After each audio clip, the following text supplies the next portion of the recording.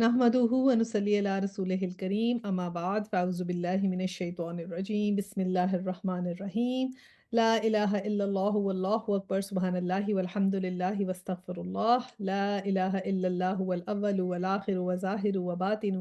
युहयी व युमीतु व हुवा हय्युन ला यमूतु बियदिहिल खैर व हुवा अला कुल्लि शैइन क़दीर रब्बना ला तुज़िग़ क़ुलूबना बअद इज़ हदैतना व हब लना मिन लदुनका रहमा इन्नका अंतल वहाब रब्बि इश्रह लिी सदरी व यस्सिर ली अमरी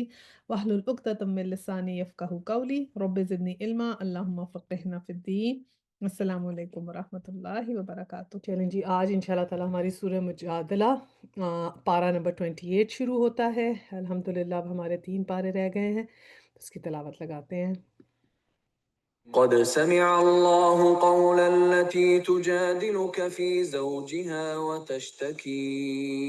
إلى الله والله يسمع تحاوركما إن الله سميع بصير الذين يظاهرون منكم من نسائهم ما هن أمهاتهم إن أمهاتهم إلا اللائي ولدنهم وإنهم ليقولون منكرا من القول وزورا وإن الله لعفو غفور. ये सूरह मुजादला जो है इसका मतलब जो है होता है झगड़ा करने वाली। अब जब ये दो तरीके से होता है। मुजादिला जब इसको पढ़ते हैं तो मुजादिला भी पढ़ा जा सकता है और मुजादला भी पढ़ा जा सकता है। तो जब मुजादिला होता है तो उसका मतलब होता है झगड़ा करने वाली, और अगर इसको मुजादला करेंगे तो उसका मतलब है झगड़ा। तो ये इसका मतलब हो गया, और जो इसके अंदर मेन थीम है जो इस सूरह में डिस्कस होगा वो यही होगा, ज़बान के इस्तेमाल में एहतियात, कि कैसे हमें we have to be cautious whatever we से। इसका ज़माना नुज़ूल वही है तकरीबन 5 हिजरी के पास, और सूरह अहज़ाब के बाद ये नाज़िल हुई थी। और स्टाइल इसका वही है ट्रेनिंग वाला, डिसिप्लिन वाला, कि किस तरह हम जो है वो तरबियत और तंज़ीम जो है वो इसके अंदर हमारी मुसलमानों में जो है वो किस तरह आ सकती है, और उसके सारे एटिकेट्स बताए गए हैं। जो सब टॉपिक्स इसमें डिस्कस हुए हैं, सबसे पहले तो ज़हार का कफ़ारा जो है वो इसमें है, वो जो जैसे मुजादला हम अभी ज़िक्र करेंगे, और शुरू में ही इस चीज़ के का ज़िक्र आएगा शुरू की आयात में, कि जो ज़हार का इनके वहाँ पे एक रस्म थी, उसका जो है ना वो क्या कफ़ारा है, और उसके मुतालिक जो अहकामात हैं वो। फिर इसके बाद इसमें मुनाफ़िकीन की सरगर्मियों के बारे में हमें पता चलेगा। इसके नंबर 3 जो बहुत इम्पोर्टेंट है वो है मजलिस के आदाब इसमें सिखाए जा रहे हैं, कि किस तरह हमें बिहेव करना चाहिए। नंबर 4 इसमें नासिख़ और मनसूख़ की मिसाल है, जैसे कुछ आयात जो हैं वो कुरान की नासिख़ हो जाती हैं और फिर एक मनसूख़ हो जाती हैं, और फिर उसकी जगह एक नई जो है वो उस आयत आती है, तो उसकी एक अच्छी मिसाल हमें नासिख़ और मनसूख़ की यहाँ मिलती है। और लास्ट में हिज़्बुल्लाह और हिज़्ब शैतान की सिफ़ात का जो है वो इसके अंदर ज़िक्र किया जा रहा है, कि कौन से अल्लाह ताला के ग्रुप हैं और कौन से लोग जो हैं वो शैतान के ग्रुप में हैं। पिछली सूरत से इसमें ज़िक्र ये है कि पिछली सूरत अल्लाह के फ़ज़ल व करम का ज़िक्र हुआ था, और इस सूरत के आगाज़ में ही इसकी एक अमली मिसाल आ रही है, कि अल्लाह का फ़ज़ल व करम इंसान के ऊपर किस तरह हुआ। पहली आयत का तर्जुमा पढ़ते हैं। इसमें लिखा है, अल्लाह ने सुन ली उस औरत की बात जो अपने शौहर के मामले में तुमसे तकरार कर रही है और अल्लाह से फरियाद किए जाती है। अल्लाह तुम दोनों की गुफ्तगू सुन रहा है, वो सब कुछ सुनने और देखने वाला है। आया नंबर 2, तुम में से जो लोग अपनी बीवियों से ज़हार करते हैं, उनकी बीवियां उनकी माएँ नहीं हैं। इनकी माएँ तो वही हैं जिन्होंने उनको चुना है। ये लोग एक सख्त नापसंदीदा और झूठी बात कहते हैं, और हकीकत ये है कि अल्लाह बड़ा माफ़ करने वाला और दरगुजर फरमाने वाला है। अच्छा, अब यहाँ पर जो पस मंज़र है, इसमें ये पहली बात आई कि अल्लाह ने सुन ली उस औरत की बात जो अपने शौहर के मामले में तुमसे तकरार कर रही थी। तो ये इसका पस मंज़र इस तरह है कि, और बिल्कुल जो ये जो वर्ड भी है ना यहाँ पर जो आ रहा है, तुजादिलु यानी ये वाला तुजादिलु का, तो वो इसका मतलब ये होता है कि जैसे कि लाइव चीज़ हो रही है, लाइव टेलीकास्ट हो रही है, जैसे इट इज़ हैपनिंग नाउ, यानी कि जैसे-जैसे वो नबी सल्लल्लाहु अलैहि वसल्लम से बात कर रही थी, तो अल्लाह सुब्हानहू व तआला ने उसी वक़्त जो है वो बात जो थी वो सुन ली। और ये क्या बात थी और ये क्या किस्सा था, ये इस तरह था कि जो है वो जो एक थी सहाबिया, उनका नाम था खौला बिनते सलबा, اور وہ صحابی تھے اوس بن ثابت، ان کی وہ وائف تھیں۔ تو ایسے ہوا کہ وہ آ کے نبی صلی اللہ علیہ وسلم سے ذکر کر رہی تھیں کہ کیسے ان کے ہسبینڈ نے ان کے ساتھ جو ہے نا وہ اظہار کا مطلب وہ کر لیا ہے۔ اظہار کا میں آپ کو بتا دیتی ہوں کیا ہے، ایکچولی 3 کنڈیشنز تھی ہیں نا میاں بیوی کے بیچ میں جدائی کی۔ پہلی تو طلاق، طلاق تو وہ ہے جو آج تک برقرار ہے، اور صرف اس کے اندر یہ ایک حد آئی کہ پہلے تو لوگ انلمیٹڈ طلاقیں دیا کرتے تھے، جب دل کیا طلاق دے دی، لیکن اس کو لمٹ کر دیا گیا کہ 3 ٹائمز کے بعد اب آپ طلاق نہیں کر سکتے، دے سکتے، پھر ختم ہو جائے گی شادی۔ دوسری جو کنڈیشن ہے وہ ہے ایلا کی۔ ایلا یہ ہوتا ہے کہ وہ اس قسم کی قسم کھا لی جائے یا ایسی پابندی لگا لی جائے کہ یہ ایلا ہوتا ہے کہ میں اپنی بیوی کو مطلب ٹچ نہیں کروں گا یا ہاتھ نہیں لگاؤں گا یا ازواجی تعلق قائم نہیں کریں گے، تو اس کی پابندی اسلام نے کہا کہ 4 مہینے سے زیادہ کی لمٹ لگائی کہ یہ نہیں کر سکتے۔ اب زہار، زہار یہ ہوتا ہے کہ اس کے اندر جو ہے وہ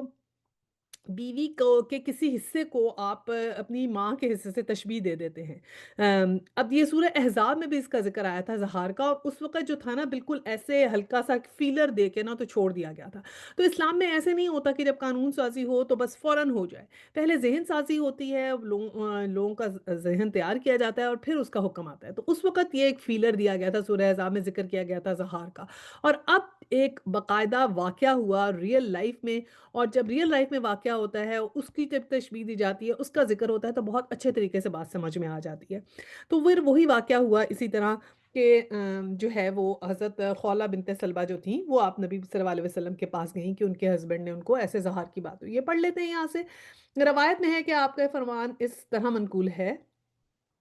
کہ یہ شکایت کرنے والی بی بی صاحبہ سیدہ خولہ بنت سلمہ رضی اللہ تعالیٰ عنہ تھی۔ جب نبی کریم صلی اللہ علیہ وسلم کی خدمت میں حاضر ہوئیں تو اس طرح کی سرگوشیاں کر رہی تھیں کہ کوئی لفظ تو کان تک پہنچ جاتا، ورنہ اکثر باتیں باوجود اسی کمرے میں ہونے کے میرے کانوں تک نہیں پہنچتی تھی۔ حضرت عائشہ نے کیا فرمایا کہ وہ تھیں، یعنی کہ ایسے تھا کہ وہ حضرت عائشہ کے حجرے میں تھیں اور نبی صلی اللہ علیہ وسلم سے شکایت کر رہی تھیں، لیکن اس طرح بات کر رہی تھیں کہ آ، حضرت عائشہ کو ان کی بات سنائی نہیں دی، لیکن کیا ہے کہ اللہ سبحانہ تعالیٰ کو سنائی دی، یعنی کہ اتنی آہستہ بات، اور اللہ سبحانہ تعالیٰ نے اسی وقت سن لی۔ اور کیا وہ کہہ رہی تھی کہ اپنے میاں کی شکایت کرتے ہوئے انہوں نے فرمایا کہ یا رسول اللہ، میری جوانی تو ان کے ساتھ کٹی، بچے ان سے ہوئے، اب جب کہ میں بڑھیا ہو گئی، بچے پیدا کرنے کے قابل نہ رہی، تو میرے میاں نے مجھ سے زہار کر لیا۔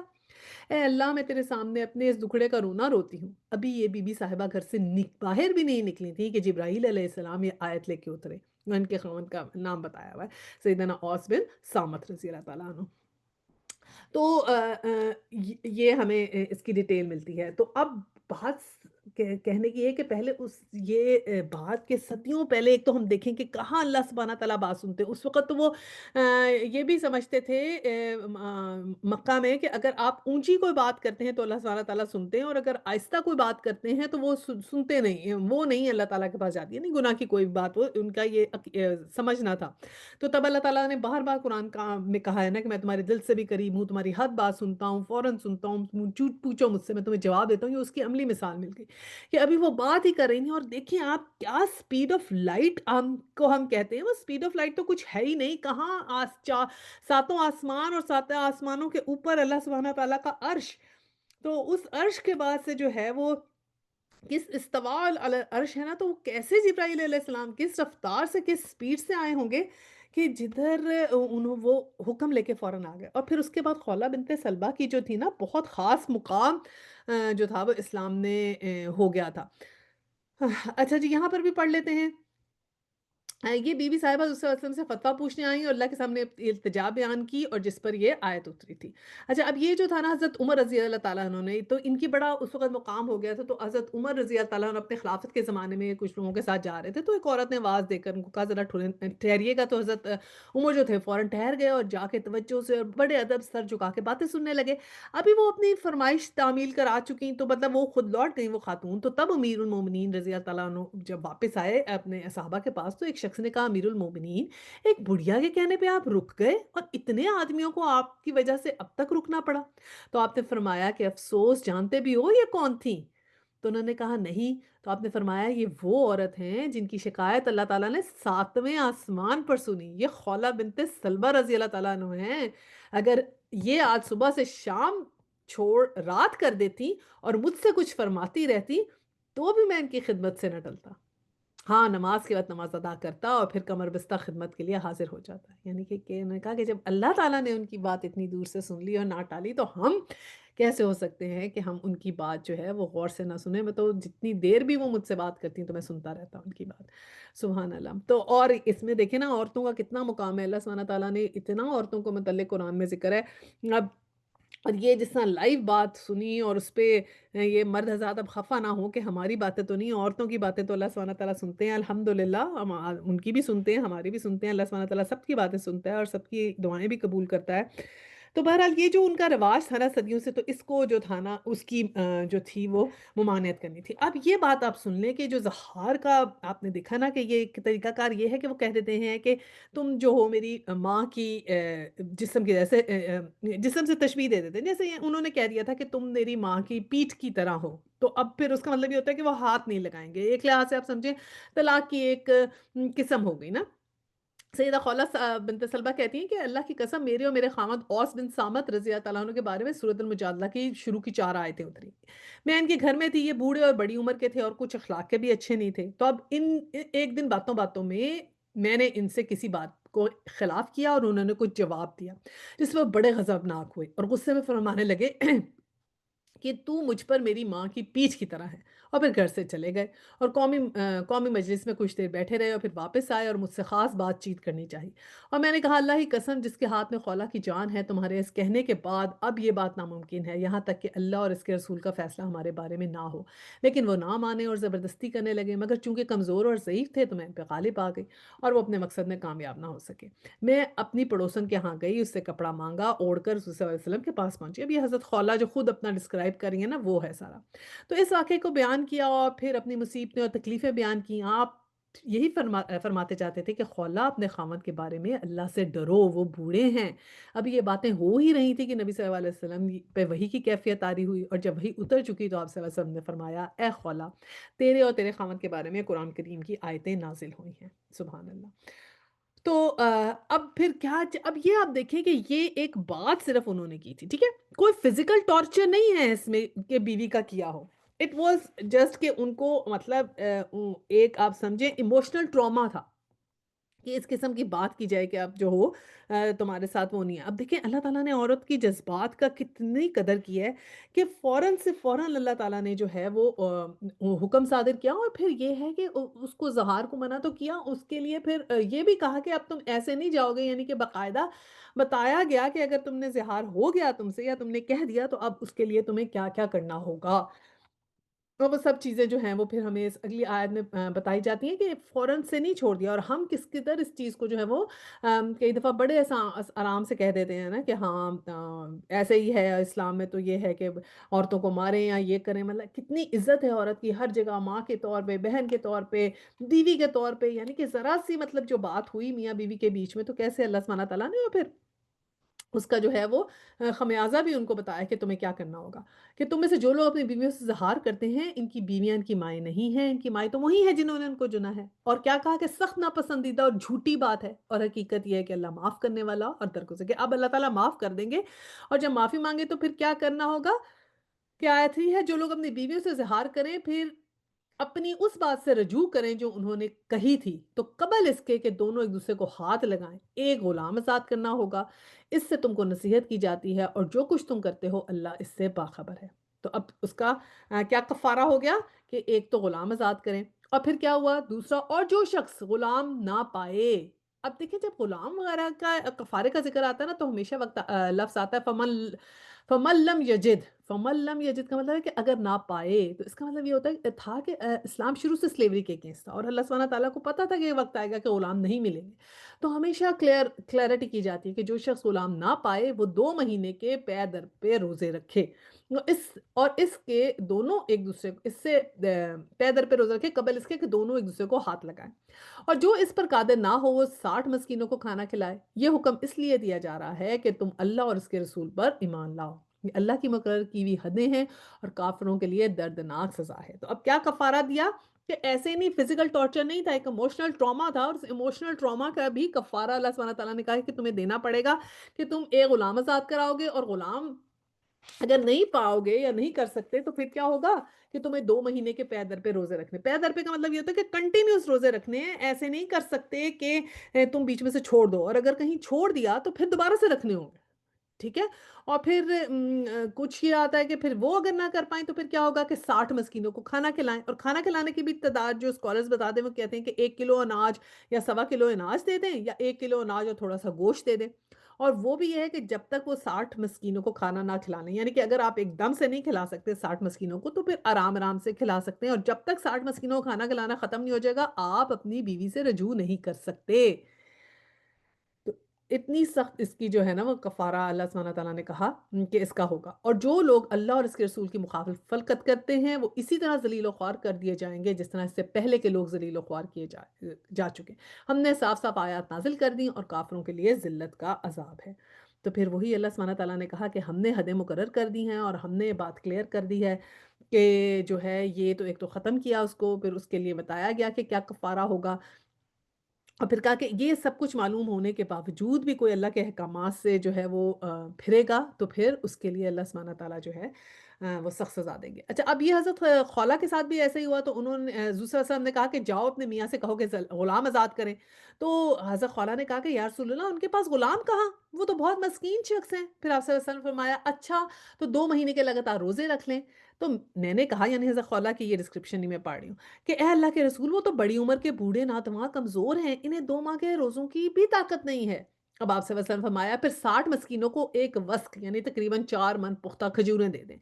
फिर मैंने कहा यानी ज़ख़्वाला ने कहा या रसूल अल्लाह इस मस्कीन के पास ये भी नहीं है। आप सल्लल्लाहु अलैहि वसल्लम ने फरमाया अच्छा आधा विस्क खजूरें मैं अपने पास से इन्हें दे दूँगा। मैंने कहा बेहतर आधा विस्क मैं दे दूँगी। आप सल्लल्लाहु अलैहि वसल्लम फरमाया ये तुमने बहुत अच्छा किया और खूब काम किया। जाओ ये अदा करो अपने ख़ावंद के साथ जो तुम्हारे चचा के लड़के हैं, मोहब्बत, प्यार, ख़ैर-ख़्वाही और फ़रमाबरदारी से गुज़ारा करो। ये सुनन अबू दाऊद 2214 हसन हदीस है। ठीक है? तो ये फिर इसका कफ़ारा और वो हमने डिस्कस कर लिया। अच्छा जी, अब आगे चलते हैं आया नंबर 6 हम करते हैं। उस दिन ये ज़िल्लत का अज़ाब होना है जब अल्लाह इन सब को फिर से ज़िंदा करके उठाएगा और उन्हें बता देगा कि क्या कुछ करके आए हैं। वो भूल गए हैं मगर अल्लाह ने इनका सब किया धरा गिन-गिन के महफ़ूज़ कर रखा है और अल्लाह एक-एक चीज़ पर शाहिद है। और 5 और 6 में फिर यही आयत में यही कहा कि ये जो अल्लाह के अहकामात को मामूली समझते हैं ना, उसको अमल में नहीं लाते, इसको टेकन फॉर ग्रांटेड लेते हैं, इन चीज़ों का इतना कुछ नहीं करते। यानी कि फ़र्ज़ करें ज़हार कर लिया और अल्लाह ताला ने कफ़ारा बताया, उन्होंने कफ़ारा भी अदा नहीं किया और बीवी से फिर से जो है वो रुजू कर लिया। तो ये वो बात हो गई कि आपने अल्लाह का कहा नहीं माना और इसी तरह कई हमें ऐसे भी मिलती हैं, आजकल के ज़माने में भी मिसालें मिलती हैं, जैसे अब तलाक का हुक्म है और ये कहा गया है कि तलाक अगर तुमने दे दी है, तो अब तुम 3 दफ़ा तलाक हो गई, तो अब बीवी को हाथ नहीं लगा सकते। तो अब वो क्या करते हैं, कहते हैं खामोशी से तो तलाक दी थी, आपस में तलाक दी थी, हत्ता कि तलाक जब दें तो फिर अनाउंस करनी होती है कि पहली तलाक हो गई है। फिर दूसरी तलाक हो तो अनाउंस करनी होती है। उसके बीच में रजू कर लें तो फिर 2 चांसेस मिलते हैं, तीसरी दफ़ा चांस नहीं मिलता फिर। तो लोग क्या करते हैं, कई दफ़ा कहते हैं खामोशी में मियाँ-बीवी आपस में झगड़ रहे तो कौन-सा किसी ने सुना है। तलाक अगर खुदा ना ख़ास्ता हो गई 3 दफ़ा हो गई, तो फिर भी साथ ही रहे रहते हैं। और फिर ये सोचते हैं माँ बच्चों का क्या होगा, लोगों को क्या बताएँगे, अब इस उम्र में ऐसे गुस्से में तलाक दे दी तो बस फिर अब साथ ही रह रहे हैं, तो वो हराम रिश्ता बन गया ना। तो वो ऐसे ही रहते रहते हैं। यही बात यहाँ पर की गई है कि अगर ज़हार का कोई कफ़ारा बताया, कोई फ़र्ज़ करें कोई कफ़ारा ना अदा करे, ना ग़ुलाम आज़ाद करे, ना रोज़े रखे ना ही मिस्कीनों को खाना खिलाया, क्या ठीक है बस ज़हार कर लिया था, बस मैंने तौबा कर लिया है और कफ़ारा कोई नहीं है और बीवी से रजू कर ले। तो ये वाली बातों से मना किया जा रहा है कि जो कोई काम ऐसा करेगा, इन अहकामात को मामूली समझेगा और जो है वो अल्लाह के ख़िलाफ़ इस किस्म की बातें करेगा, तो फिर अल्लाह सुब्हानहू व तआला जानते हैं, अल्लाह ने तो एक-एक काम जो है वो गिन के रखा हुआ है। तो हमारे लिए क्या सबक है कि हर चीज़ को हम सीरियसली लें। गलत कोई बात है, अगर हमसे हो गई है कोई गलती तो उसको हम गौर करें, हम कोई कसम गलत खा ली है, कोई वादा तोड़ लिया है, कोई झूठ बोला है, तो हम हर अपने अमल को सीरियसली लें। जो बहुत से गुनाहों के जो कुफ़ारे हैं, उनके बारे में गौर करें। कई लोग ऐसा होता है रोज़ा रखा हुआ है और रोज़ा जो है वो फ़र्ज़ रोज़ा न नफ़ली रोज़ा नहीं, रोज़ा रखा है, किसी वजह से कुछ हो गया, रोज़ा तोड़ लिया या खोल लिया और अगर बगैर उज़र के खोला, तो फिर बाद में वो रोज़ा का क्या करना है, उसका कैसे उस रोज़े को रखना है, अगर तोड़ लिया तो क्या है, तो या खोला बगैर उज़र के खोला, किस तरह खोला, तो उसकी सब चीज़ों को अहमियत देना ज़रूरी है। टेकन फॉर ग्रांटेड ही ले लेते हैं कि बस कर लिया, ले हम अल्लाह ताला माफ़ करेंगे, तो इल्म हासिल करना और फिर उसके बाद उसकी इम्प्लीमेंटेशन और उसको सीरियसली भी लेना ज़रूरी है, वरना अल्लाह सुब्हानहू व तआला के हाँ, तो फिर उस दिन हमें जवाबदेह होना पड़ेगा। आया 7 में आया کیا تم کو خبر نہیں ہے کہ زمینوں اور آسمانوں کی ہر چیز کا اللہ کو علم ہے؟ کبھی ایسا نہیں ہوتا کہ 3 آدمیوں میں کوئی سرگوشی ہو اور ان کے درمیان چوتھا اللہ نہ ہو، یا 5 آدمیوں میں سرگوشی ہو اور ان کے اندر چھٹا اللہ نہ ہو۔ خفیہ بات کرنے والے خواہ اس سے کم ہوں یا زیادہ، جہاں کہیں بھی وہ ہوں گے، اللہ ان کے ساتھ ہوتا ہے۔ پھر قیامت کے روز وہ ان کو بتا دے گا کہ انہوں نے کیا کچھ کیا ہے، اللہ ہر چیز کا علم رکھتا ہے۔ تو وہی بات اللہ سبحانہ تعالیٰ نے کہی کہ چاہے تم 3 آدمی ہو، چاہے 4 ہو یا 5 ہو، اللہ تمہارے بیچ میں موجود ہوتا ہے۔ وہ جانتا ہے کہ تمہارے کیا اعمال ہیں، تم کس چیز کو کیسے سیریسلی لے رہے ہو اور کس چیز کو تم نان سیریسلی لے رہے ہو۔ یہ ہے نا پاور آف ورڈ، کہ آدمیوں کو بھی بڑی تنبیہ کر دی کہ تم اپنی زبان کا استعمال جو ہے وہ نا کیئرفلی کرو۔ یہ نہیں ہے کہ عورتوں کو تم مذاق سمجھ لو اور بات-بات پہ طلاق دیتے رہو یا بار-بار پہ ایلا کرو یا ظہار کرو۔ یو آر ناٹ الاؤڈ کہ تم اس طرح کرو۔ تمہیں اگر فزیکلی اسٹرانگ ہو تو عورتیں تو ایموشنل ہوتی ہیں، تو ان کے ایموشنز ایسے ہیں، تو اللہ تعالیٰ نے تو ان کے ایموشنز کا بڑا خیال رکھا۔ تو اور آدمیوں کو بڑا جو ہے کھینچ دیا کہ تم جو منہ میں آئے وہ نہیں بول سکتے ہو۔ اپنی زبان پہ بھی کنٹرول رکھو اور سیریس لو اللہ تعالیٰ کی باتوں کو۔ اور یہ اللہ تعالیٰ نے کہہ دیا نا، تلک حدود اللہ ہی، یہ اللہ تعالیٰ کی حدیں ہیں، تو ان کو تم کراس نہیں کر سکتے، اور جو کوئی اللہ تعالیٰ کی حدوں کو کراس کرے گا، یہ وہ اس کو خمیازہ بھگتنا پڑے گا۔ آیا 8 ہے، کیا تم نے دیکھا نہیں ان لوگوں کو جنہیں سرگوشیاں کرنے سے منع کیا گیا تھا؟ اب یہاں پر جو ہے نا ہمیں نیا کانسیپٹ کیا آ رہا ہے، مجلس کے آداب بتائے جا رہے ہیں۔ بڑی امپورٹنٹ آیات ہیں ان کے اندر سے، ہمیں بتائے جا رہے ہیں کہ مجلس کے کیا آداب ہیں۔ کہ کیا تم نے دیکھا نہیں ان لوگوں کو جنہیں سرگوشیاں کرنے سے منع کیا گیا تھا؟ پھر بھی وہ وہی حرکت کرتے ہیں جس سے انہیں منع کیا گیا۔ یہ لوگ چھپ چھپ کر آپس میں گناہ اور زیادتی اور رسول کی نافرمانی کی باتیں کرتے ہیں، اور جب تمہارے پاس آتے ہیں تو تمہیں اس طریقے سے سلام کرتے ہیں جس طرح اللہ نے تم پر سلام نہیں کیا، اور اپنے دلوں میں کہتے ہیں ہماری ان باتوں پر اللہ ہمیں عذاب کیوں نہیں دیتا۔ ان کے لیے جہنم ہی کافی ہے، اسی کا وہ ایندھن بنیں گے، اور بڑا ہی برا انجام ہے ان کا۔ تب آیا جو ہے وہ 8 میں بھی اوپنلی مجلس کا جو ہے نا وہ بتایا گیا کہ ایک تو کیا چیز ہے، کہا جا کے وہاں پر کیا ہوتے تھے، مومن ہوتے تھے تو وہ جیسے بیٹھتے تھے تو بیچ میں منافق بھی ہوتے تھے، مومن بھی ہوتے تھے۔ تو اب جو مومن منافق ہوتے تھے نا، وہ ایک اپنا جتھا بنا کے بیٹھ جاتے تھے آپس میں۔ پھر وہ کیا کرتے تھے، بیچ میں خسر-پسر کرنے لگ جاتے تھے نا، سرگوشیاں کی، اور پھر ایک-دوسرے سے باتیں کرنے لگ جاتے تھے نا، نان سیریس باتیں کی، کمنٹ پاس کیا، کچھ نہ بھی باقی بات کو نان سیریسلی لیا یا سنا ہی نہ کہ کیا کہہ رہے ہیں اور کیا نہیں کہہ رہے۔ اور یہ جو چیزیں ہیں نا، یہ کیا ڈیلیبریٹلی کرتے تھے نا، نبی صلی اللہ علیہ وسلم کو انسلٹ کرنے کی کوشش کرتے تھے، استغفر اللہ۔ تو ایک تو یہ ان کو بہت سخت جو ہے وہ اس کی سزا بتائی جا رہی ہے، اور ان کو یہ غلطی پن پوائنٹ کی جا رہی ہے، اور یہ بھی کہا گیا ہے کہ تم یہ نہ سمجھو کہ تمہاری ان باتوں کا ہمیں پتہ ہی نہیں چل رہا، کہ تم یہاں پر جو کر رہے ہو، مس بہیو کر رہے ہو، جو ایسے مینرز تمہارے ہیں، تو ہمیں تم یہ مت سمجھو کہ پتہ ہی نہیں چل رہا۔ تو یہی بات یہاں پر ہمارے لیے بھی ہے کہ اب جہاں پر قرآن کی بات ہو رہی ہے، اسلام کی بات ہو رہی ہے، یا حدیث کی یا سیرہ کی بات ہو رہی ہے، تو یہ اللہ تعالیٰ کی بات ہو رہی ہے نا۔ وہ کوئی بھی کر رہا ہو، اگر آپ اس مجلس میں پہنچ گئے ہیں، اللہ کی وجہ سے اللہ تعالیٰ نے وسیلہ بنا دیا، آپ وہاں پر پہنچ گئے، آپ اس کو سن رہے ہیں، تو پھر بہت ضروری ہے کہ دھیان لگا کے سنیں۔ پھر یہ نہیں ہے جیسے ہم نعرہ آن لائن ہم آپ کو دیتے ہیں نا سبق، پھر کیا ہوتا ہے، لوگ ساتھ ساتھ اپنا کام کر رہے ہیں، کوئی کھانا بنا رہا ہے، کوئی صفائی کر رہا ہے، کوئی کچھ کر رہا ہے، نان سیریس غیر اہم طریقے سے سنتے ہیں۔ بیچ میں کسی نے بلا لیا تو فوراً اس کی گھر والوں کی بات سننی شروع کر دی، اور غور سے نہ سنا۔ تو یہ اللہ سبحانہ تعالیٰ نے یہ بات بتائی ہے کہ جہاں اللہ کا ذکر ہو رہا ہو، جہاں قرآن پڑھا جا رہا ہے یا نبی صلی اللہ علیہ وسلم کی بات ہو رہی ہے ہمارے لیے بھی، تو کیا ہے کہ ہم نے اس کو بہت ہی اہمیت سے سننا ہے، خاموشی سے سننا ہے، کان لگا کے سننا ہے، الرٹ ہو کے سننا ہے۔ کچھ لوگ ایسے بھی کرتے ہیں، جیسے ہی بات شروع ہوئی قرآن کی، انہیں نیند آ جاتی ہے، وہیں وہ سو جاتے ہیں۔ تو اپنا جب آپ کو پتا ہو آپ کی کلاس ہے، آپ نے جانا ہے، تو اپنی نیند کا بھی انتظام کر کے آئیں، اور اپنے جو ہے وہ الرٹنس کا انتظام کریں، اور پھر اس کو باقاعدہ سنیں کہ یہ اللہ کی بات ہو رہی ہے، اس کو وہ وزن دیں جس اہمیت اور وزن کا وہ حامل ہیں باتیں، ٹھیک ہے نا؟ تو یہ ہمارے لیے ضروری ہے مجلس کے آداب۔ اور پھر ایک اینی ویز کوئی بھی مجلس ہو تو اس میں ایک دوسرے سے اس طرح سرگوشیاں نہیں کرنی چاہیے۔ آیا 9 میں آیا، اے لوگو جو ایمان لائے ہو، جب تم آپس میں پوشیدہ بات کرو تو گناہ اور زیادتی اور رسول کی نافرمانی کی باتیں نہیں، بلکہ نیکی اور تقوی کی باتیں کرو، اور اس خدا سے ڈرتے رہو جس کے حضور تمہیں حشر میں پیش ہونا ہے۔ تو اب مومن لوگوں سے بات کی جا رہی ہے کہ اے مومن لوگوں، تم کیا کر رہے ہو، کہ مجلس کے آداب کیا ہیں، کہ اگر 3 لوگ آپس میں باتیں کر رہے ہیں تو 3 لوگ اگر ہیں تو 2 لوگ آپس میں باتیں نہ کریں، ٹھیک ہے نا؟ کیونکہ وہ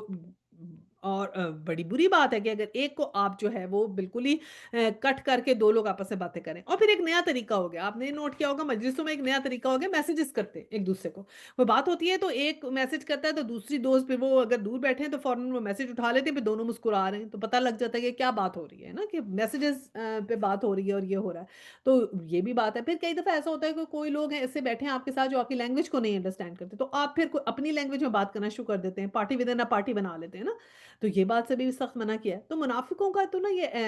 जो था ना ये था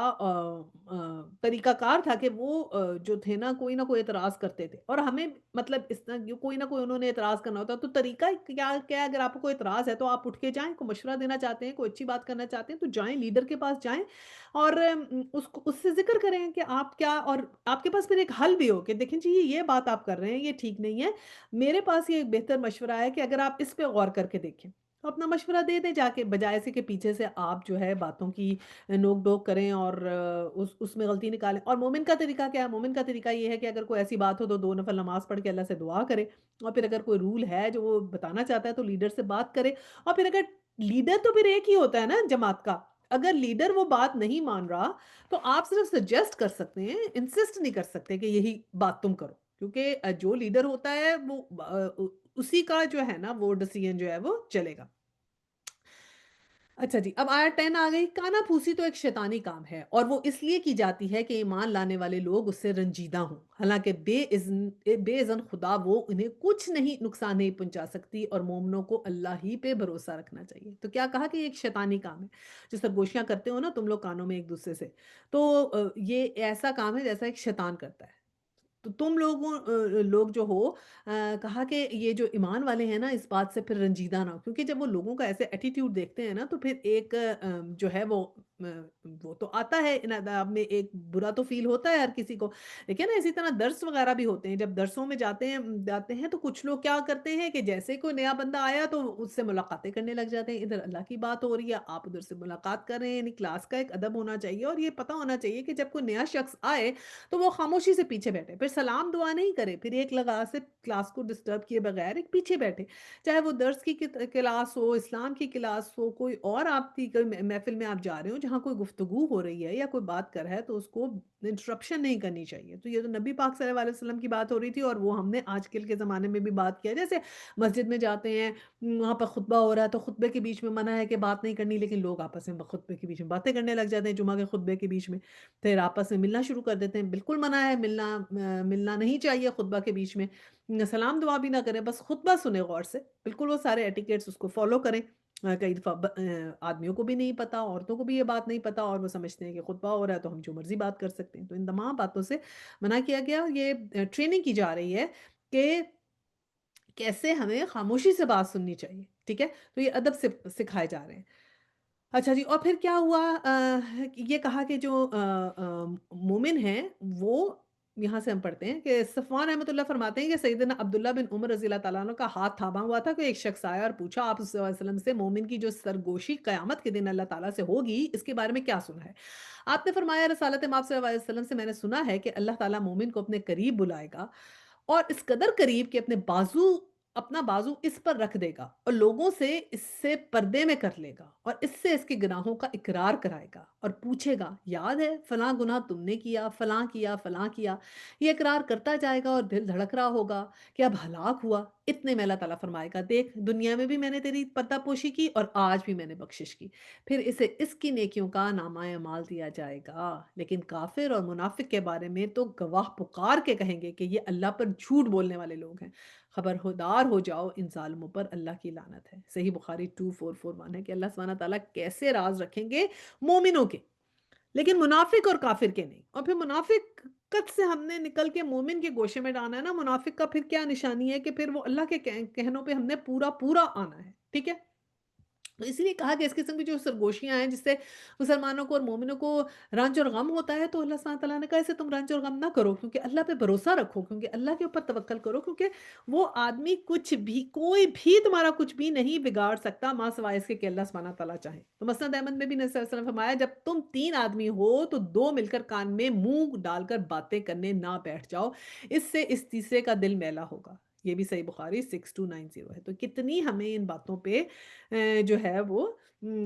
دھیان کرنا چاہیے کہ محفل کے آداب میں کس طرح ہمیں بات کرنی چاہیے۔ اچھا جی، آیا 11 ہے، اے لوگو جو ایمان لائے ہو، جب تم سے کہا جائے کہ اپنی مجلسوں میں کشادگی پیدا کرو تو جگہ کشادہ کر دیا کرو، اللہ تمہیں کشادگی بخشے گا۔ اور جب تم سے کہا جائے کہ اٹھ جاؤ تو اٹھ جایا کرو۔ تم میں سے جو لوگ ایمان لانے والے ہیں اور جن کو علم بخشا گیا ہے، اللہ ان کو بلند درجہ عطا فرمائے گا، اور جو کچھ تم کرتے ہو اللہ کو اس کی خبر ہے۔ تو اب یہ بھی ایک بڑی امپورٹنٹ بات ہے کہ جو لوگ تھے اس وقت وہ چاہتے تھے کہ نبی پاک کے پاس پاس رہیں، اور وہ جو کوئی نیا آتا تھا اس کو جگہ نہیں ملتی تھی تو وہ کھڑا ہی ہے، تو یہ ان کو ایٹیکیٹ سے کہا جانا ہے کوئی نیا آ رہا ہے تو کشادگی کرو، تھوڑے ٹائٹ ہو جائیں، آگے آگے ہو جائیں تو ان کو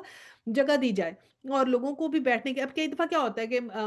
مسجدوں میں کوئی والنٹیئر کھڑے ہوتے ہیں، اور کئی دفعہ کسی نے بڑی اچھی جگہ لے کے رکھی ہوتی ہے نماز کے لیے، وہ پھر آتے ہیں کہ اسکویز ہوں، آگے ہوں آگے ہوں، تو اگر آپ کو اٹھانے کو کہتے ہیں، کسی کا اٹھنے کو دل نہیں کرتا، نہیں ہم تو پہلے آئے تھے، ہم ٹائم پہ آئے تھے، ہم اپنی جگہ پہ ہیں، ہم کیوں اٹھ کر جائیں؟ نو ون وہ اٹھنا نہیں چاہتے، لیکن یہاں پر کیا سکھایا جا رہا ہے کہ اٹھو، جگہ دو، جگہ پیدا کرو۔ ٹھیک ہے آپ پہلے آئے، آپ نے جگہ لے لی، اب آپ کی وہ پسندیدہ جگہ ہے، اب اس کا مطلب یہ نہیں ہے کہ جو بعد میں آئے ہیں ان سے آپ جگہ لے لیں گے۔ تو یا کوئی آپ کو اٹھا رہا ہے، جو بھی اس کا اونر ہے، جو لیڈر ہے، جو والنٹیئر ہے، اگر وہ آپ سے کہہ رہا ہے تو آپ اٹھیں، اب برا نہ بنائیں، کیونکہ اللہ سبحانہ تعالیٰ نے کیا کہا کہ تم اٹھ جاؤ، کہ تم ایمان والے ہو، اور جب اللہ تمہیں کشادگی بخشے گا، جب تم جگہ کشادہ کر دیا کرو گے تو اللہ کشادگی بخشے گا نا۔ تو یہ بات بتائی جا رہی ہے۔ اور پھر اسی طرح آیت 12 میں ہے، اے لوگو جو ایمان لائے ہو، جب تم رسول سے اچھا اب یہ ایک اگلی آیت 12 میں نا ذکر آ رہا ہے، پہلے اس کا جو ہے نا وہ میں ذکر پورا کر لوں، کشادگی جو جگہ پیدا کرنے والی بات کا، ایک اور میں نے آپ سے شیئر اس کے اندر کرنی تھی چیز۔ اچھا جی، یہاں ہم حدیث پڑھتے ہیں کہ ایک چنانچہ ایک حدیث میں ہے، جو شخص اللہ تعالیٰ کے لیے مسجد بنا دے، اللہ تعالیٰ اس کے لیے جنت میں گھر بنا دیں گے۔ ایک تو یہ بات ہے۔ دوسرا بات ہم نے اس میں یہ دیکھا کہ نبی صلی اللہ علیہ وسلم جو تھے وہ کیا کہتے تھے کہ جب ان کے آتے تھے تو آپ یہ نہیں کہتے تھے کہ لوگ کھڑے ہو جایا کریں، اور ایک دفعہ مطلب اتنا پسند نہیں کرتے تھے کہ آپ آئیں تو صحابہ کھڑے نہیں ہوا کرتے تھے، کیونکہ آپ کو یہ بات پسند نہیں تھی۔ اور یہاں پر ایک دفعہ مجلس میں اسی طرح ہوا ہے، کچھ بدو آ گئے اور نبی صلی اللہ علیہ وسلم کسی نے ان کو جگہ نہیں دی، تو نبی صلی اللہ علیہ وسلم نے ان کو آگے بٹھا لیا، تو اس کے اوپر بھی یہ بات جو تھی نا آیت اتری۔ کیا ہوا تھا؟ صلی اللہ علیہ وسلم صفا میں تھے اور مسجد کے چھتر تلے جگہ تنگ ہو گئی، اور مہاجر و انصاری جو تھے وہ بدر کی لڑائی کے بعد آپ کی بڑی عزت اور تکریم کیا کرتے تھے، اور اس دن کچھ بدری جو تھے نا صحابی وہ وہاں پر آ گئے، تو نبی صلی اللہ علیہ وسلم کے آس پاس کھڑے ہو گئے اور آپ سے سلام وغیرہ کرنے لگ گئے، اور پھر آپ نے جو ہے وہ اہل مجلس کو سلام کیا، لیکن پھر دیکھا کہ مجلس میں ذرا جگہ کم ہوئی، تو اب یہ کہا گیا تو آپ نے ان بدری صحابیوں کو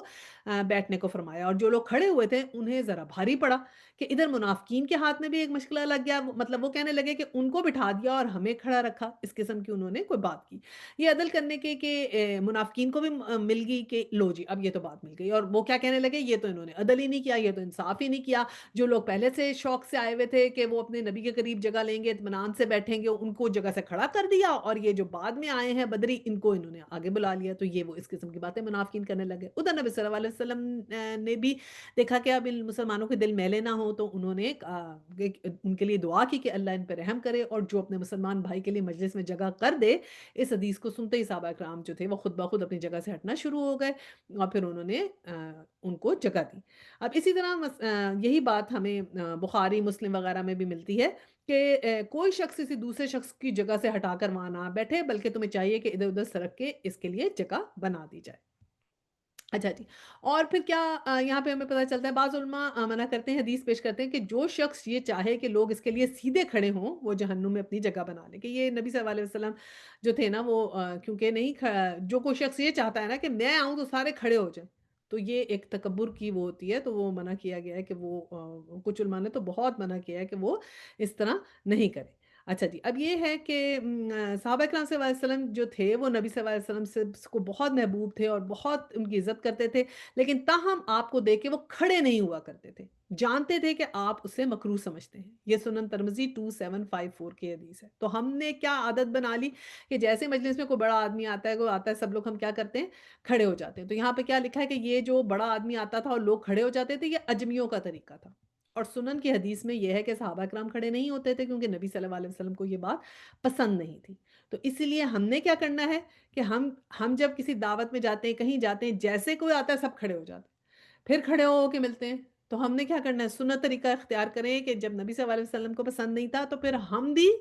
دور سے سب کو سلام کر لیں یا تو، یا پھر منع کریں یا یہ طریقہ اختیار کریں، کیونکہ اگر ہمارے تو ایک ایسا ہے کہ اگر ہم کو کھڑا نہیں ہوگا تو کہیں گے ہمیں رسپیکٹ ہی نہیں دی، تو اس طرح کی بات نہیں ہے۔ جو ہم تو وہ کرنا چاہتے ہیں جو سنت میں نبی صلی اللہ علیہ وسلم کو پسند تھا، بس وہی ہمیں پسند ہے۔ اگر ان کو پسند تھا کوئی کھڑا نہ ہو تو ہمیں بھی پسند ہے کوئی ہم جائیں تو کوئی کھڑا نہ ہو۔ ہم اگر جاتے ہیں کسی سے ملتے ہیں کوئی کھڑا ہو رہا ہے تو پہلے سے ہی کہہ دیں کہ کوئی کھڑا نہ ہو، ٹھیک ہے؟ تو یہ سنت جو ہے وہ ہمیں چاہیے کہ ہم سب لوگ سیکھیں، کیونکہ ہمارے ایٹیکیٹس میں یہ شامل نہیں ہے۔ اچھا جی، آیا اب 12 اور 13 جو ہے نا، یہ وہ ناسخ اور منسوخ کی جو بات میں نے آپ سے کی تھی نا کہ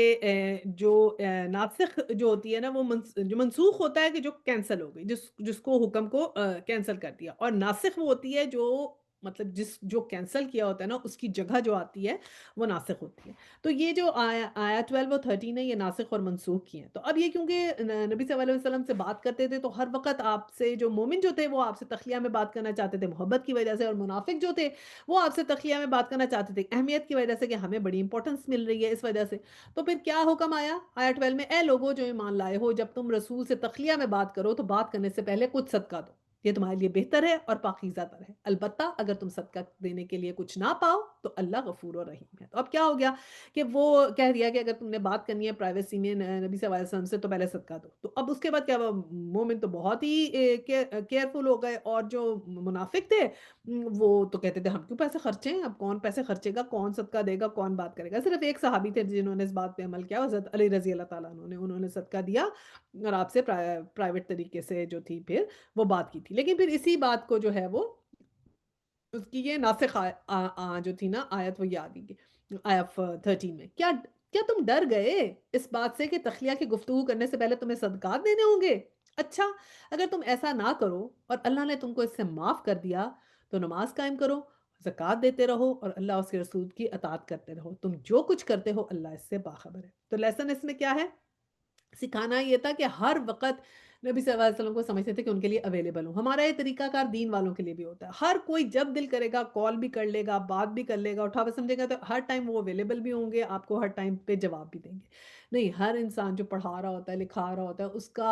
کا بھی ایک اسکیجول ہے، ہر وقت وہ آپ کے ہر سوال کا ہر مسئلے کا جواب ہر وقت نہیں دے سکتا۔ تو بہت ہی دھیان سے کرنا چاہیے، اور یہ ایکسپیکٹیشن نہیں ہونی چاہیے کہ ہر کوئی ہر وقت آپ کے لیے اویلیبل ہے۔ تو وہ اپنے حساب سے ٹائم دیں، تو آپ ان سے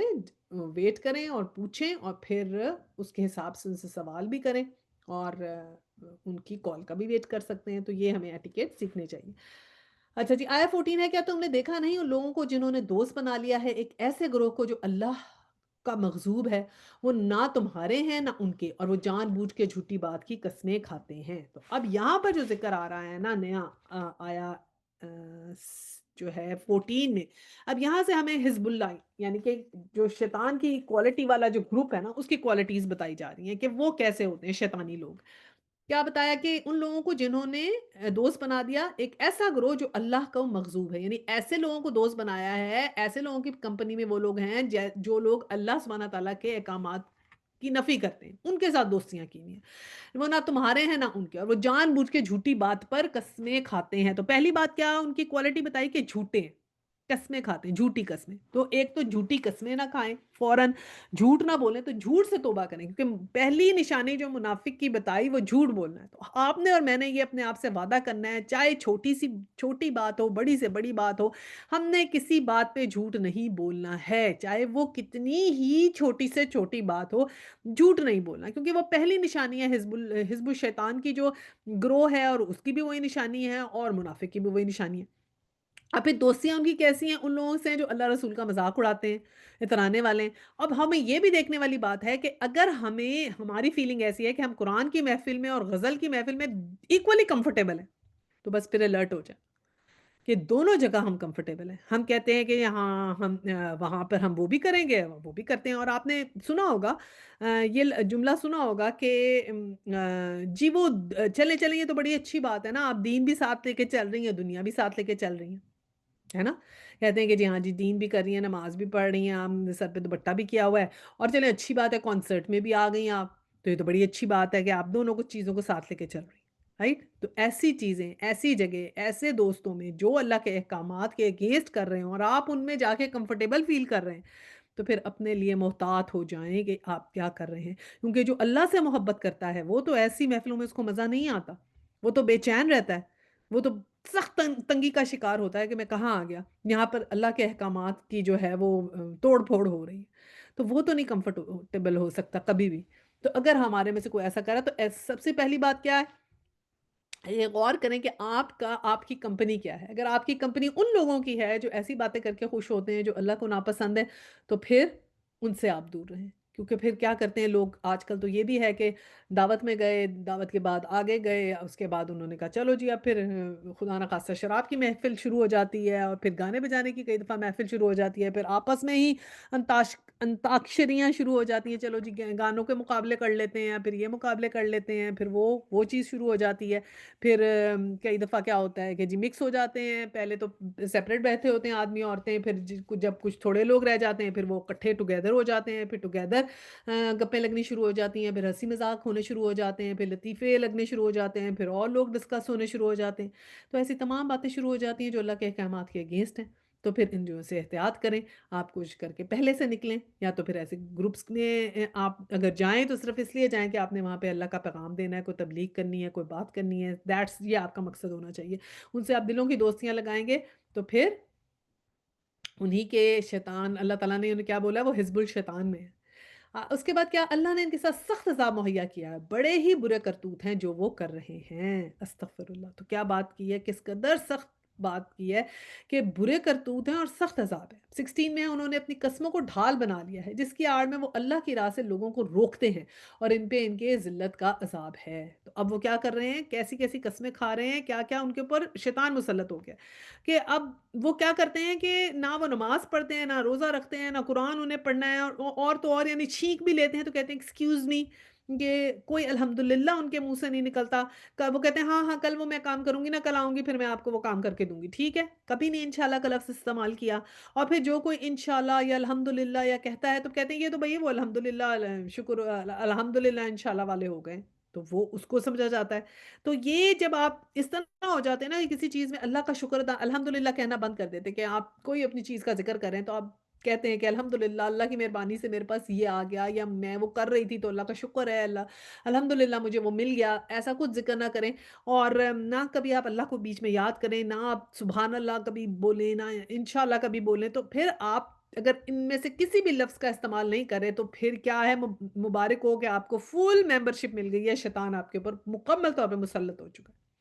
تو سمجھ لیں اپنے آپ کے اوپر کہ آپ کو پوری سرٹیفکیشن مل گئی ہے، کیونکہ شیطان نے سب سے پہلے تو حضرت آدم علیہ السلام سے جھوٹ ہی بولا تھا نا، جھوٹ بول کے ان کو بہکایا تھا کہ آپ یہ پھل کھا لیں اور اب آپ جو ہے وہ زندگی بھر آپ کو جو ہے وہ لائف لانگ آپ زندہ رہیں گے اور یہ کھا لیں، تو اس سے تو شروع ہی جھوٹ سے کیا تھا، پہلا کام شیطانی کام ہی جھوٹ ہے۔ تو جھوٹ بہت بڑی چیز ہے، اس سے بہت بہت اپنے آپ کو بچائیں۔ آیا 17 ہے، اللہ سے بچانے کے لیے نہ ان کے مال کچھ کام آئیں گے نہ ان کی اولاد، اور وہ دوزخ کے یار ہیں اور اسی میں ہمیشہ رہیں گے۔ اب ہوتا کیا ہے کہ یہ لوگ جو ہوتے ہیں جو اللہ کے اگینسٹ ہوتے ہیں ان کو بڑا زوم ہوتا ہے نا، اپنی دولت کے اوپر بڑا زوم ہوتا ہے، ہائی سوسائٹی میں گھوم رہے ہوتے ہیں تو سمجھتے ہیں کہ ہم تو بہت ایجوکیٹڈ ہیں، بہت ہم ویل آف ہیں اور بڑے ہم ہائی سوشو اکنامک اسٹیٹس میں ہم رہ رہے ہیں، اور ہمارے تو بچے بڑھ بڑھ کے بہت آگے ہیں، ہم یہاں ہیں، فلانی یونیورسٹی سے پڑھے وہاں گئے، اب تو ان کو اپنے اسٹیٹس کا بڑا جو ہے نا وہ اس کا زوم ہوتا ہے۔ تو اللہ کی اتنی فکر نہیں ہوتی ہے، وہ بس اپنے اسٹیٹس میں گم ہیں، دنیا میں گم ہیں، اور پھر کیا ہوگا، اللہ سبحانہ تعالیٰ نے کیا کہا کہ کچھ کام نہیں آئے گا۔ دونوں چیزیں جن کے اوپر انہیں ناز ہے نا، اپنے مال پہ اور اپنی اولاد پہ، صاف کہہ دیا کہ تمہیں بچانے کے لیے نہ تمہارا کوئی مال کام آئے گا اور نہ ہی اولاد آئے گی، اور تم کیا ہو، دوزخ کے یار ہو، دوزخ میں کے یار ہو اور وہیں تم ہمیشہ رہو گے۔ کہ تو اور ہم یہ سوچ لیں کہ وہ کس قدر یہ جو شیطان کی جو وہ شیطانی کاموں میں جو حصہ لینے والے لوگ ہیں ان کے لیے کیا اللہ سبحانہ تعالیٰ نے بات فرمائی۔ پھر آیا 18 ہے، اسی طرح کی قسمیں کھائیں جس طرح تمہارے سامنے کھاتے تھے اور اپنے نزدیک یہ سمجھیں گے کہ اس سے ان کا کچھ کام بن جائے گا، خوب جان لو وہ پلے درجے کے جھوٹے ہیں۔ شیطان ان پر مسلط ہو چکا ہے اور اس نے خدا کی یاد ان کے دل سے بھلا دی ہے۔ شیطان کی پارٹی کے لوگ ہیں، خبردار ہو، شیطان کی پارٹی والے ہی خسارے میں رہنے والے ہیں۔ تو کیا کہا، پوری سرٹیفکیشن ان کو مل گئی شیطان کی جب وہ بالکل اللہ کو بھلا دیا انہوں نے۔ بالکل یاد نہ کیا، بالکل بھول گئے، آہستہ، آہستہ، آہستہ پہلے تو چھوڑو کوئی نماز پڑھ لیتے تھے، اب آج تو وہاں گئے، گھومنے چلے گئے، مہمان آ گئے، اوہ ہو! میں تو نماز ہی نہیں پڑھی، میری تو نماز ہی مس ہو گئی، میں تو ڈنر پہ چلی گئی تھی، پہلے بھاگی-بھاگی کام سے آئی، جاب سے آئی، آگے ڈنر پہ جانا تھا تو مجھے تو بھول ہی گیا، میں نے تو نماز ہی کوئی نہیں پڑھی، پھر آہستہ، آہستہ ایک آدھی دفعہ نماز جائے گی، پھر اور نماز جانی شروع ہو جائے گی، اس طرح چیزیں چھوٹتی جائیں گی، تو پھر کیا ہوگا آہستہ آہستہ وہ خدا کی یاد ہی ان کے دل سے بھول جائے گی، پورا پورا دن گزر جائے گا، اللہ کو یاد ہی نہ کیا ہوگا، نہ نماز پڑھی، نہ تسبیح کی، نہ کچھ کیا، بس اپنے اپنے ہلے گلے میں لگے رہے، کوئی بھی ایکٹیویٹیز کر لی، یہاں سے نکلے اسپورٹس کھیلنے چلے گئے، نہ گھر سے نکلتے ہوئے اللہ کو یاد کیا کہ ہم دعا پڑھ لیں، نہ گھر میں داخل ہوتے ہوئے اللہ کو یاد کیا کہ گھر میں داخلے کی دعا پڑھ لیں، تو پڑھ لیں، یا گاڑی میں بیٹھے ہیں تو کیا ہے سواری میں بیٹھیں گے، سب سے پہلے حضور صلی اللہ علیہ وسلم کیا کرتے تھے؟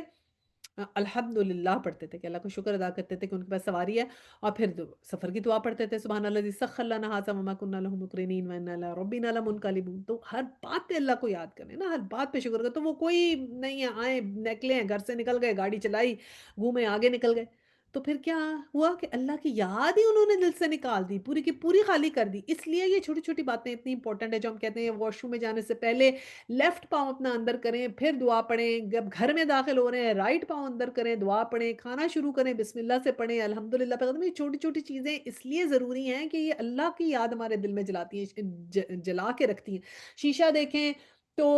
آئینے کی دعا پڑھیں اور دیکھنے کی دعا پڑھیں، اللہم کما حسنت خلقی فحسن خلقی،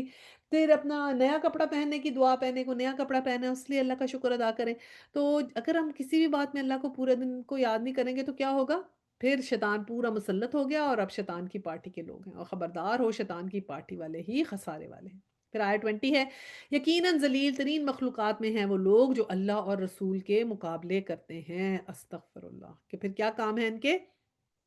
کہ اللہ اور رسول کے مقابلے کرتے ہیں۔ اللہ نے لکھ دیا ہے کہ میں اور میرے رسول غالب ہو کر رہیں گے، فی الواقع اللہ زبردست اور زور آور ہے۔ تو اللہ سبحانہ تعالیٰ نے کہا کہ یہ کچھ بھی دنیا میں کرتے رہیں کبھی بھی کامیاب نہیں ہو سکیں گے، ان کو کوئی ترقیاں نہیں ملیں گی، کوئی کامیابی نہیں ملے گی، کیونکہ اصل کامیابی تو کیا ہے کہ اللہ کی پارٹی میں شامل ہوا جائے، اور اللہ کی پارٹی یا حزب اللہ میں ہم نے کوشش کرنی ہے کہ ہم حزب اللہ میں شامل ہوں، اور حزب اللہ میں شامل ہونے والے کیسے ہوتے ہیں؟ آیت 22 میں ہے،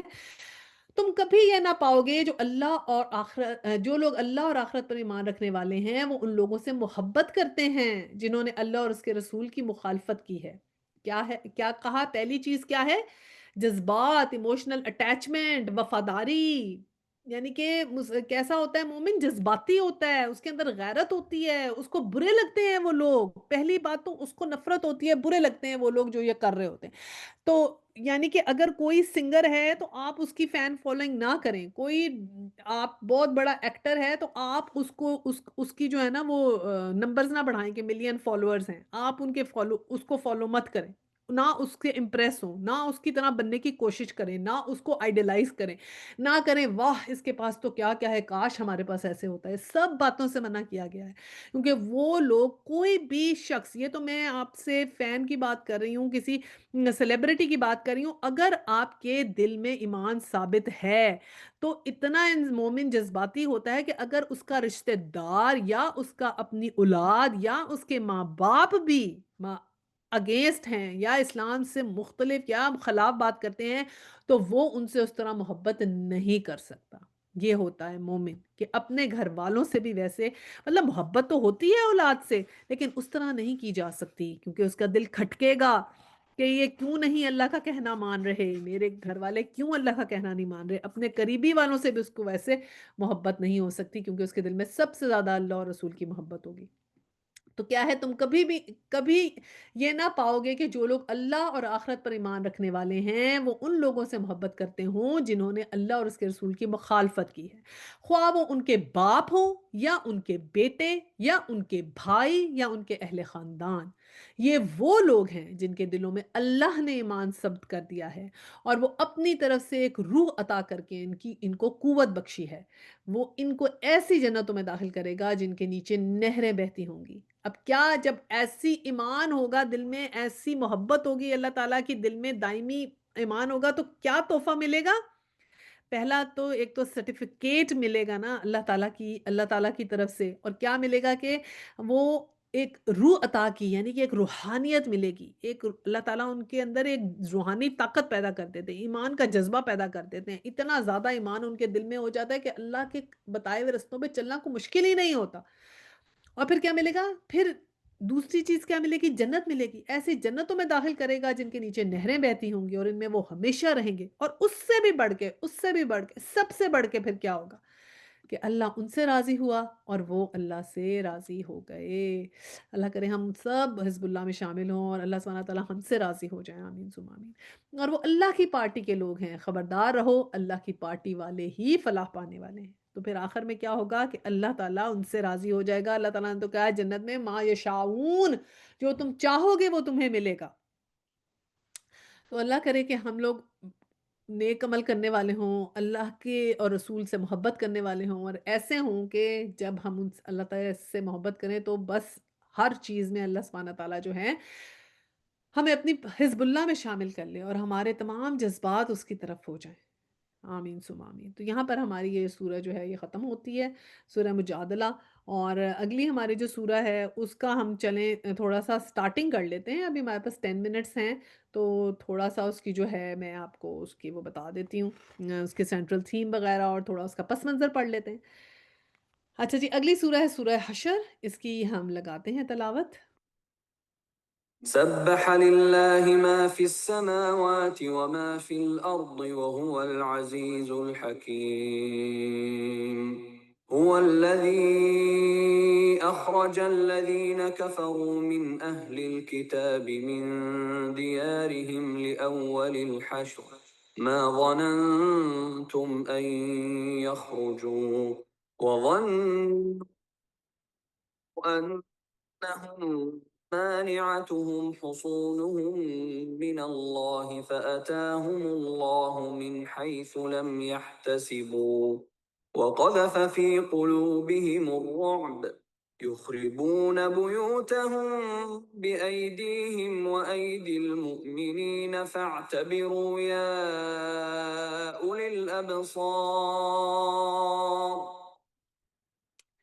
اچھا جی، سورہ حشر جو ہے اس کا جو سینٹرل تھیم ہے پھر وہی ہے جو ہم نے بھی پڑھا ہے نا، حزب اللہ اور حزب شیطان۔ تو یہاں جو ہمیں پوری صورت میں پتہ چلے گا کہ حزب اللہ کا حزب شیطان پر غلبہ کیسے ہوگا، ٹھیک ہے؟ اور اس کا نزول بھی تقریباً 4 ہجری کے قریب تھا، اور اس کا سٹائل پھر وہی ہے عبرت والا، ڈومینیشن کا جو ہے نا اس میں طریقہ وہی اللہ تعالیٰ نے بتایا، اور جو مضمون اس میں ڈسکس ہوئے ہیں وہ کیا ہوں گے؟ شروع میں ہمیں بنو نذیر کی جلاوطنی کے بارے میں اس میں جو ہے نا وہ ہمیں پتہ چلے گا، بنو نذیر کیا ہے وہ بھی ہم اس میں ذکر پڑھتے ہیں ابھی۔ پھر یہ ہے کہ اموال فے یعنی مال فے کے جو احکامات ہیں وہ پتہ چلیں گے، الفت اور محبت کی دعا اس میں ہمیں ملے گی، قیامت کی تیاری کرنے کی تلقین ملے گی، اللہ تعالیٰ کے ناموں کا ایک بڑا خوبصورت دستہ ہے، گلدستہ ہے جو سورۃ الحشر کے آخر میں ہے، وہ ہم پڑھیں گے، اور کچھ چند بنیادی اصول ہمیں زندگی گزارنے کے بھی اس میں ملیں گے۔ ابن عباس رضی اللہ تعالیٰ عنہ کہتے ہیں کہ اس کو سورۃ بنی نذیر بھی کہا جاتا ہے۔ تو یہ بنی نذیر کا جو جیسے میں نے ذکر کیا نا آپ سے، تو وہ جو ہے وہ جو کا ایک قبیلہ تھا، اس کے بارے میں پڑھتے ہیں ہم کہ وہ کیا تھا، اور تو اس کا دوسرا نام وہی ہے بنو نذیر بھی اسے کہتے ہیں، بنی نذیر بھی اسے کہتے ہیں۔ اچھا، پچھلی صورت میں سے اس کا تعلق پڑھ لیتے ہیں۔ پچھلی صورت میں اللہ تعالیٰ نے وعدہ فرمایا تھا کہ اللہ اور اس کے رسول ہی غالب آئیں گے، اور اس صورت کے آغاز میں ہی اس کی ایک مثال آ جائے گی۔ تو پہلے ہم پڑھ لیتے ہیں جی ترجمہ پہلی آیت کا، کہ سبح للہ ما فی السماوات و ما فی الارض وهو العزیز الحکیم، کہ اللہ ہی کی تسبیح ہے ہر اس چیز کی جو آسمانوں اور زمین میں ہے، اور وہی غالب ہے اور حکیم ہے۔ اور آیا 2 ہے، وہی ہے جس نے اہل کتاب کافروں کو پہلے ہی حملے میں ان کے گھروں سے نکال باہر کیا، تمہیں ہرگز یہ گمان نہ تھا کہ وہ نکل جائیں گے، اور وہ بھی یہ سمجھ بیٹھے تھے کہ ان کی گڑیاں انہیں اللہ سے بچا لیں گی، مگر اللہ مگر اللہ ایسے رخ پر ان پر آیا جدھر ان کا خیال بھی نہ تھا، اس نے ان کے دلوں میں روب ڈال دیا، نتیجہ یہ ہوا کہ وہ خود اپنے ہاتھوں سے بھی اپنے گھروں کو برباد کر رہے تھے اور مومنوں کے ہاتھوں میں بھی برباد کروا رہے تھے، پس عبرت حاصل کروائے دیدہ بینا رکھو، یعنی عبرت حاصل کرو اور آنکھیں دیکھنے والے بنو۔ آیا 3 ہے، اگر اللہ نے ان کے حق میں جلاوطنی نہ لکھ دی ہوتی تو دنیا ہی میں وہ انہیں عذاب دے ڈالتا، اور آخرت میں تو ان کے لیے دوزخ کا عذاب ہی ہے۔ آیا 4، یہ سب کچھ اس لیے ہوا کہ انہوں نے اللہ اور اس کے رسول کا مقابلہ کیا، اور جو بھی اور اللہ کا مقابلہ کرے گا اللہ اس کو سزا دینے میں بہت سخت ہے۔ अच्छा जी, ये अब हम पढ़ते हैं कि इसमें क्या पस मंज़र है। पहले तो हिज़्बुल्लाह, जो अल्लाह ताला ने कहा, हिज़्बुल्लाह के लोग कौन होते हैं? जो अल्लाह की तस्बीह करते हैं। जो अल्लाह की तस्बीह करते हैं और आसमानों और ज़मीनों में वो ही ग़ालिब और हकीम रहेंगे, जो अल्लाह को हर वक़्त याद करते हैं। अल्लाह ने कहा ना, अल्लाह को भुलाने वाले नहीं, अल्लाह से मोहब्बत करने वाले हैं, अल्लाह से इमोशनल अटैचमेंट रखने वाले हैं, तो वो ही लोग कामयाब होंगे। और इन लोगों ने क्या किया, ये जो बनु नज़ीर के लोग थे, तो इसका पस मंज़र ये है कि जो यहूद जो है ना, उनका ज़िक्र इसमें था, जो है ना, उसका ज़िक्र है इस सूरत के अंदर। तो यहूद के तो 3 कबीले थे, तो इनमें एक कबीला जो था वो बनु नज़ीर का था, और ये हज़रत हारून अलैहिस्सलाम की औलाद थे। तो बहुत पढ़े लिखे थे ये, हज़रत हारून अलैहिस्सलाम की औलाद जो थे, तो बहुत बड़े-बड़े आलिम जो थे ना, वो इनके इस कबीले में थे। और आखिरी नबी सल्लल्लाहु अलैहि वसल्लम की जो आने का वक़्त और उनके आने की जगह और उनकी जो अलामात थी, वो सब इनको पता थी। और उनकी ख़्वाहिश थी, वो ये लोग जो शाम से मदीना में आके बस गए थे, क्योंकि इनकी ख़्वाहिश थी कि हम जो है वो आखिरी नबी के फॉलोअर्स बने। और इनके उलमा ने पहचान भी लिया था नबी सल्लल्लाहु अलैहि वसल्लम को। सिर्फ़ क्या किया कि उनको ये प्रेजुडिस था कि ये बनी इसहाक में से क्यों नहीं आए, बनी इसराइल में से कैसे आ गए। तो ये रेशियल सुपीरियॉरिटी की वज़ह से उन्होंने उनकी मुखालफत करनी शुरू कर दी, उनके दुश्मन बन गए। और फिर जो है वो उनको ये था कि हमसे तो बेहतर ये हो ही नहीं सकता है, नबी तो हमारे बीच में से आना चाहिए। तो यही बात उन्होंने की और फिर नबी सल्लल्लाहु अलैहि वसल्लम की मुखालफत करने लग गए। तो ये जो सही बुखारी 4882 में हमें ये मिलता है कि जो हज़रत अब्बास रज़ी अल्लाह ताला अन्हु ने कहा कि सूरह हशर जो है ये कबीला बनु नज़ीर के बारे में है। अच्छा, अब फिर यहाँ क्या हुआ था कि हुज़ूर सल्लल्लाहु अलैहि वसल्लम जब जो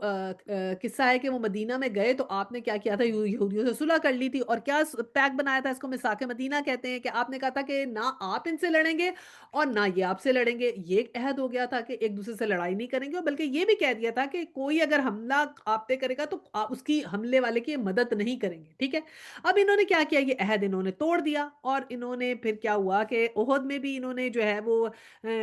खूब जंग जो थी वो लड़ी, तो वो साथ मिल गए थे, ये यहूदी जो थे मुशरिकीन के। और हत्ता कि इन्होंने वादा किया था कि ये मदद भी नहीं करेंगे और हमला भी नहीं करेंगे, मगर इन्होंने ऐसे किया। काब बिन अशरफ जो नाम का शख्स था, उसने जो है वो सरदारों से मिल गया और मिलके बड़े-बड़े उसने मंसूबे बनाए कि कैसे जो है वो नबी सल्लल्लाहु अलैहि वसल्लम के साथ ये जो है वो करेंगे। तो ये इन्होंने काफ़ी एक वक़्त उस वक़्त आपने इन लोगों ने धोखे दिए, और फिर उसके बाद में भी इन्होंने जो है ना वो धोखे दिए नबी सल्लल्लाहु अलैहि वसल्लम। जैसे उमर बिन उमैया जो है ना, वो